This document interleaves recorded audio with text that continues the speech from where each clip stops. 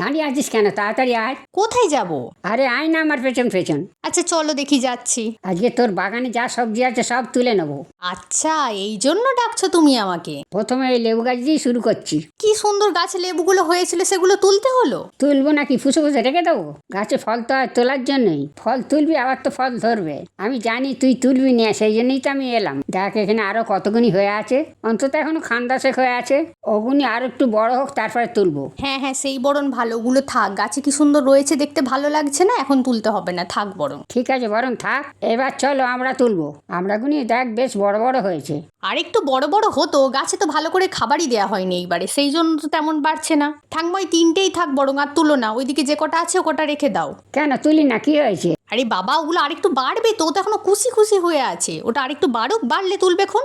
আচ্ছা নে, ঠিক আছে বাবা। আগের বছর রথের মেলায় গিয়ে এই আমড়া গাছটা আর লেবু গাছটা নিয়ে এসেছিলাম। এই দুটোই হচ্ছে 12 মাসি গাছ, আর আমড়া গাছটা হচ্ছে বিলিতি আমড়া। এগুলো ছাদের টবে বসানোরই গাছ, যার জন্য এটা খুব একটা বাড়বে না, কিন্তু ফলন ধরে খুব ভালো। লেবু গাছটাও তেমন, জবে থেকে এনেছি মোটামুটি সবসময় লেবু হয়ে থাকে। তবে যে ছাদের ওপরে টবে বা বালতিতে বসিয়েছি বলে এমনটা না যে ছোট ছোট হয়, সবসময় বড়ই ফল হয়। এবার একটু খাবারটা দেওয়া কম হয়েছে বলে আমড়া গাছটাতে ফলটা ছোট ছোট হয়েছে। বেগুন গাছেও তো খাবার দিসনি। আর এই ঠাংমা এবারে কোনো গাছেই ঠিক করে খাবার দেওয়া হয়নি। বেগুন গাছে পোকাও লেগেছে, পাতাগুনি কেমন হয়ে গেছে।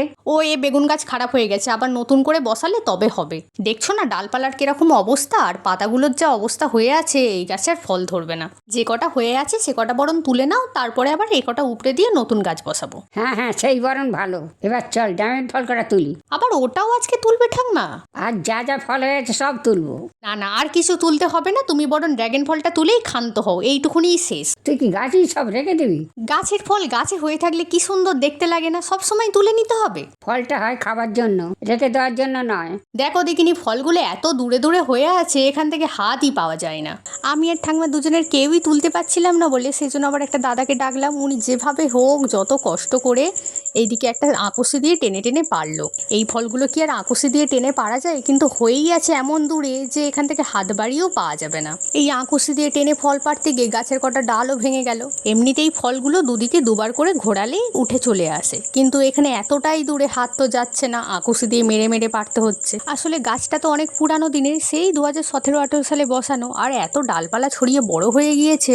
তার উপরে আবার কাঁটা গাছ, কি করে হাত দিয়ে পারা যাবে? তাও প্রত্যেক বছর কতখানি করে ডাল কেটে কেটে ছোট করে দিই। আর এই গাছগুলো এমনই, যতই ডাল কাটবে তত তার থেকে আরো বেশি বেশি ফ্যাঁকড় বেরোবে। যাক, আমাদের সব ফল তোলা হয়ে গেল, কিন্তু আরো দুটো গাছে রয়ে গেছে, সেগুলি তোলা যায়নি। দেখতে হচ্ছে অনেকটা ভেতরের দিকে না। ও বরং থাকবে, তুমি চলো।